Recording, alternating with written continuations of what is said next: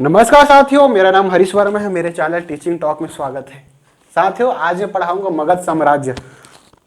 ठीक है, मैंने आपको 16 महाजनपद पढ़ाया था ना, तो उस 16 महाजनपदों में से सबसे महत्वपूर्ण जो महाजनपद था मगध साम्राज्य।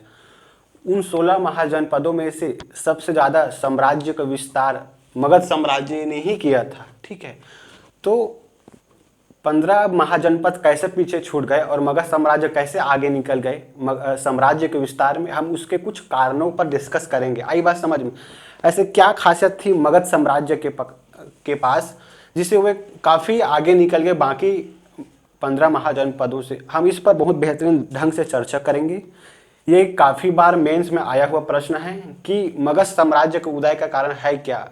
आई बात समझ में? तो हम एक एक करके बहुत बेहतरीन तरीका से पढ़ेंगे साथियों। ठीक है, तो हम देखते हैं मगध साम्राज्य। ठीक है, मगध साम्राज्य के उद्भव को कारण को हम देखेंगे। तो सबसे पहले कारण क्या थे? लोहे की खोज। उसके बाद हम देखेंगे पराक्रमी राजा, उसके बाद भौगोलिक कारण। ठीक है, तो सबसे पहले लोहे की खोज। मैंने आपको बताया था कि लोहे की खोज ने आर्यों के जीवन में काफी समृद्धि लाई। ठीक है, उनमें एक नया विकल्प दिया जीवन जीने का कृषि के माध्यम से। ठीक है, लोहे के खोज होने के बाद। लेकिन मगध साम्राज्य के लिए लोहे के खोज से क्या फायदा हुआ था कि मगध साम्राज्य के सैनिकों की स्थिति और क्षमता में काफी वृद्धि हुई, क्योंकि लोहे से क्या बनते हैं? हथियार। तो हथियार का प्रयोग अपने दुश्मनों पर वार करने के लिए होता है। तो लोहे के खोज से ना मतलब सैनिक क्षमता में काफी वृद्धि हुई। आई बात समझ में? दूसरा हम देखेंगे साथियों पराक्रमी राजा। मतलब मगध साम्राज्य में 4 वंश हुए थे ना, सॉरी मैं बताना भूल गया था, सबसे पहले बताना था मेरे को। हर्यक वंश, शिशुनाग वंश, नंद वंश और मौर्य वंश। इन सभी 4 राजाओं में ना, 4 वंशों के सभी राजाओं में बहुत योग्य थे और पराक्रमी थे। आई बात समझ में? खासकर चंद्रगुप्त मौर्य, हम वहां पे देखेंगे कि कौटिल्य, आचार्य चाणक्य की मदद से उन्होंने आसपास के जितने भी क्षेत्र थे ना, मतलब सभी महाजनपदों को जीतकर राजनीतिक एकता के सूत्र में बांधे थे। आई बात समझ में? जो छिन्न भिन्न थे ना 16 महाजनपद में, तो सभी महाजनपदों को मिलाने की कोशिश की और अंततः वे सफल भी हुए थे चंद्रगुप्त मौर्य। आई बात समझ में? तो जितने भी राजा थे बिंबिसार, अजातशत्रु, चंद्रगुप्त मौर्य, इन सभी बहुत योग्य थे, सफल थे।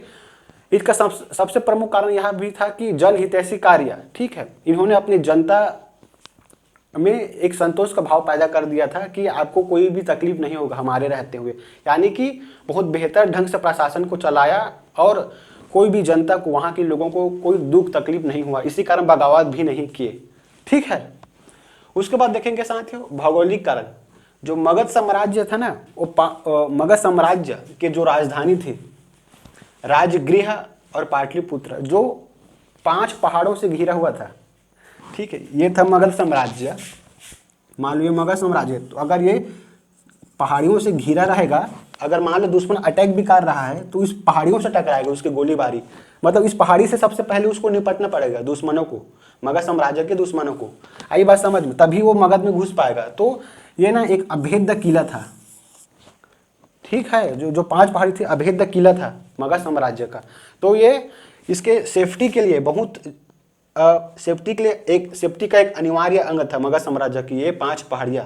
ठीक है, और पाटलिपुत्र जो कि गंगा नदी, गंडक नदी और सोन नदी के संगम पर स्थित है, तो नदियों के किनारे स्थित होने के कारण, नदियों के मध्य में स्थित होने के कारण उनके सुरक्षा का एक बहुत बेहतरीन वजह भी था। आई बात समझ में?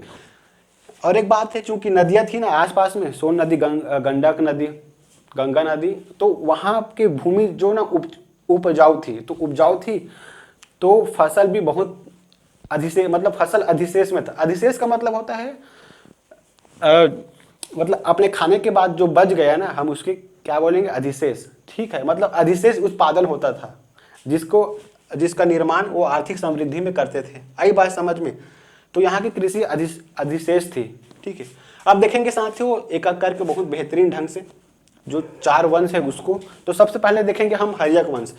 तो इस वंश के जो संस्थापक है वो क्या है? बिंबिसार। ठीक है, हर्यक वंश को पितृहंता वंश भी कहते हैं, क्योंकि इनमें जितने भी राजाएं हुई ना, बिंबिसार, अजातशत्रु, उदयन और नागदशक, इन सभी ने अपने पिताओं की हत्या करके राजा बने। आई बात समझ में, मतलब उनको धोखा देकर, जहर देकर, या फिर युद्ध में पराजित करके। कहने का मतलब है कि अपने पिताओं को मारकर, अपने बाप को मारकर इन्होंने सत्ता हथियाया। इस कारण पितृ हत्या वंश भी इसको कहते हैं, हर्यक वंश को। ठीक है, अगर मैं आपको बोलूं कि सबसे बड़ा नशा किस में है, तो आप लोगों का 90% यही जवाब होगा, 90% लोगों का, कि सबसे बड़ा नशा शराब में होता है। ऐसा बिल्कुल नहीं है। सबसे ज्यादा नशा किस में होता है? सत्ता प्राप्ति में होता है। आई बात समझ में। हर्यक वंश में एक उदाहरण है, अपने पिताओं की हत्या करके सत्ता में काबिज हो रहा है। आई बात समझ में। आज के पॉलिटिक्स में हम देख रहे हैं ना क्या हो रहा है। महाराष्ट्र में हमने अभी देखे हैं कि अजित पवार, ठीक है, जो शरद पवार का भतीजा था। शरद पवार कौन था? एनसीपी के संस्थापक। तो अपने चाचा से बगावत करके, जो राजनीतिक विरोधी थे ना, धुर विरोधी, भाजपा एनडीए, उसमें शामिल हो गया। किसकी वजह से? सत्ता प्राप्ति के लिए। उसको डिप्टी सीएम बना दिया। आई बात समझ में। तो अपने सगे चाचा से बगावत करके, नफरत करके, अपने धुर विरोधी पार्टी भाजपा में शामिल हो गया। इससे क्या स्पष्ट होता है कि सबसे बड़ा नशा किसमें है? शराब में नहीं, सत्ता प्राप्ति में है। आई बात समझ में। वैसे हम यूपी में देखते हैं, समाजवादी पार्टी के संस्थापक मुलायम सिंह थे, ठीक है। तो उसका बेटा कौन है? मुलायम सिंह यादव, अखिलेश यादव। तो अपने बाप को उपेक्षा करके अखिलेश यादव ने सीएम की कुर्सी पर बैठ गया। आई बात समझ में। तो क्या स्पष्ट होता है? सबसे ज्यादा नशा सत्ता प्राप्ति में है, पावरफुल व्यक्ति बनने में है। आई बात समझ में। मैं ऐसे कई लोगों को जानता हूं साथियों, जिन्होंने सरकारी नौकरी प्राप्त कर ली है, बैंक का, टीचर का, फिर भी उन लोग यूपीएससी पीएससी की तैयारी कर रहे हैं। किसके कारण? सिर्फ सत्ता प्राप्ति के कारण, पावरफुल व्यक्ति बनने के कारण। ठीक है, तो शराब में कोई नशा सा थोड़ी ना होता है। अगर शराब का नशा हो जाए ना तो उसे प्लीज छोड़ दीजिए। आपका नुकसान है, पूरा परिवार का नुकसान है, पूरा ले डूबेगा आपके परिवार को वो नशा। अगर ये नशा कर लो ना सत्ता प्राप्ति का, तो आपका ही फायदा। भले मतलब गालियां पड़ेगी ये सत्ता प्राप्ति के लिए, अपने धोखाधड़ है इसको, लेकिन आपका ही फायदा है। आई बात समझ में। तो हमें किसी को मारना नहीं है, बस अपने आप को पावरफुल व्यक्ति बनने की ओर अग्रसर करना है। हमें किसी को मारना नहीं है, जैसे यहाँ अपने बाप को मार दे सत्ता प्राप्ति के लिए, किसी को मारना नहीं है ना। मैं मारने के लिए नहीं सिखा रहा हूँ, सिर्फ हमें पावरफुल इंसान बनने के लिए मैं आपको प्रेरित कर रहा हूँ। ठीक है, तो प्रथम शासक थे बिंबिसार, इसकी राजधानी थी गिरिब्रिज। ठीक है, सबसे प्रारंभिक राजधानी गिरिब्रिज थी। ठीक है, इन्होंने अपने साम्राज्य के विस्तार के लिए त्रियक नीति अपनाई। त्रियक नीति मतलब 3 नीतियों का अनुसरण इन्होंने किया। सबसे पहले युद्ध करके इन्होंने साम्राज्य को विस्तार किया। उसके बाद विवाह के माध्यम से बेहतर संबंध बनाया राज्यों से और अपने राज्य में मिला लिया। ठीक है, मैत्री दोस्ती करके ये अपने राज्य में विस्तार में सहायक किया इस मैत्री ने। ठीक है, मैत्री मतलब दोस्ती। ठीक है, तो इन्होंने तीन शादियां की। पहला पत्नी थी कौशल देवी, जो प्रसन्नजीत की बहन थी। ठीक है, चेलेना, ठीक है, चेटक की बहन थी। ठीक है, क्षेमा जो मद्रा की राजकुमारी थी। ठीक है, इन्होंने 3 शादियां की। ठीक है, विवाह के माध्यम से विस्तार किया अपने साम्राज्य का। 3 विवाह करके साम्राज्य विस्तार में सहायक बनाया विवाह को। ठीक है, युद्ध करके भी साम्राज्य को विस्तार किया। तो अंग और चंपा को युद्ध करके, जो आसपास का जो मगध साम्राज्य का जो आसपास का जो महाजनपद था ना, उसको आसपास का जो महाजनपद था ना, अंग और चंपा, तो उसको युद्ध करके जीत कर अपने साम्राज्य में मिलाया। आई बात समझ में। तो हमें प्राचीन काल के जितने भी राजाएं हैं, हमें 1 से अधिक शादियां देखने को मिलती हैं, क्योंकि एक राज्य विस्तार में बहुत बड़ा सहायक था। ठीक है, तो विवाह के माध्यम से साम्राज्य विस्तार यही से शुरू होता है, दरअसल बिंबिसार से। आई बात समझ में। उसके बाद देखेंगे साथियों, दूसरा महत्वपूर्ण राजा अजातशत्रु हमें देखने को मिलता है। बिंबिसार अजातशत्रु का पिता था। आई बात, अजातशत्रु ने अपने पिता बिंबिसार की हत्या करके राजगद्दी पर बैठ गया।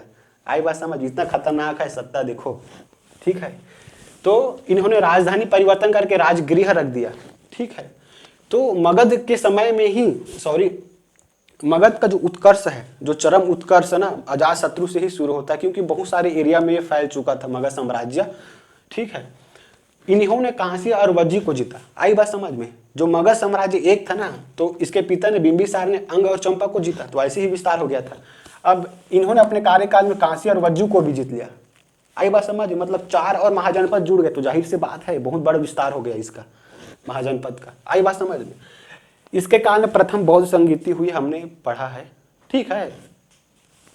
उदाइन जो तीसरा शासक था, ठीक है, उदाइन अजातशत्रु का पुत्र था। इन्होंने भी अपने पिता अजातशत्रु को मारकर गद्दी पर बैठा, सत्ता प्राप्त किया।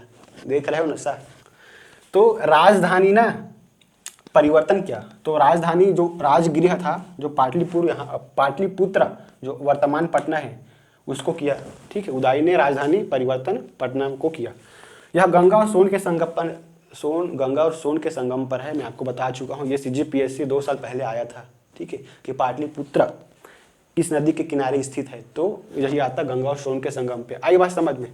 उदाइन के बाद तीसरा जो शासक था साथियों, चौथा शासक था नागदशक। इन्होंने भी उदाइन की हत्या करके राजगद्दी पर बैठा और राजा बना, ठीक है।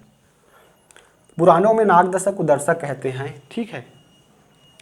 नागदशक की हत्या करके शिशुनाग ने शिशुनाग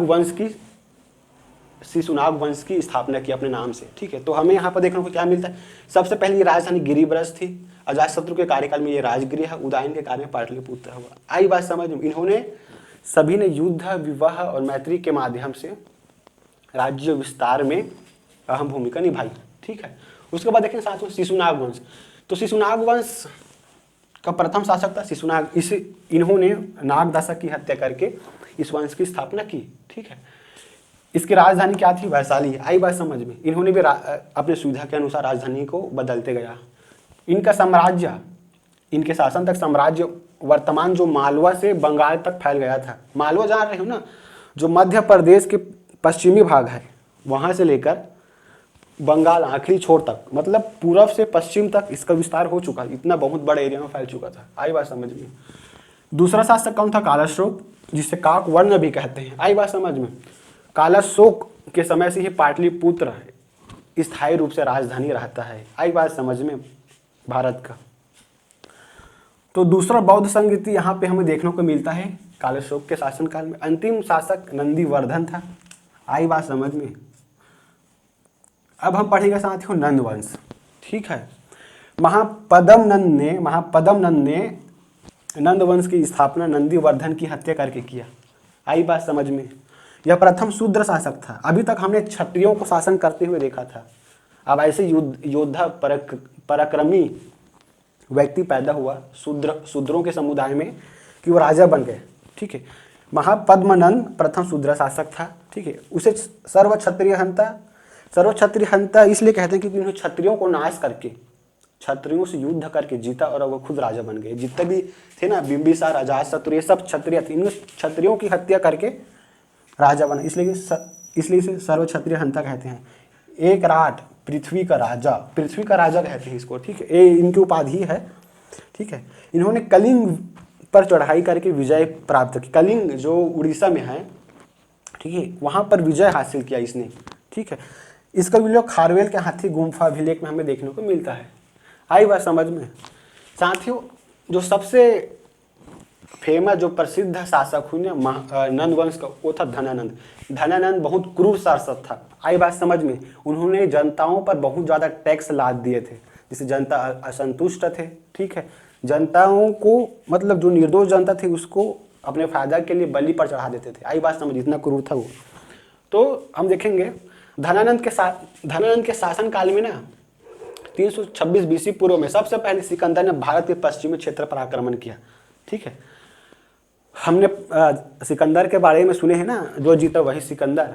तो जो सिकंदर ने सबसे पहले 326 BC में, बिफोर क्राइस्ट, ईसा मसीह के जन्म के पहले, ठीक है, 326 वर्ष पहले सिकंदर ने भारत के पश्चिम क्षेत्र पर आक्रमण किया था, ठीक है। यूनानी लोग धनानंद को अग्रमीज कहते हैं। आई बात समझ में। तो सबसे ज़्यादा सेना हमें यही देखने को मिलता है। सबसे विशाल सेना जो मगध साम्राज्य में धनानंद के पास था। आई बात समझ में। तो मैंने आपको बताया हूँ कि कर के कारण जनता असंतुष्ट, बहुत ज़्यादा टैक्स भर दिए थे। आज के समय में वर्तमान जो मोदी सरकार है ना, वो भी बहुत ज़्यादा टैक्स लगा रही है, उसे जनता त्रस्त है। आई बात समझ में। तो जनता असंतुष्ट है, उसे टैक्स को कम करना चाहिए मेरे हिसाब से। चाणक्य की मदद से चंद्रगुप्त मौर्य धनानंद का हत्या कर दिया, ठीक, और मौर्य वंश की नींव रखी। आई बात समझ में।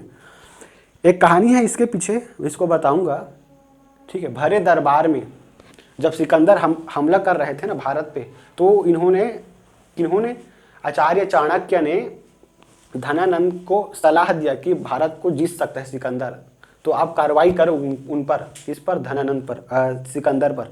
ठीक है, तो उन्होंने अपमानित करके लात मार के इसको भगा दिया था चाणक्य को।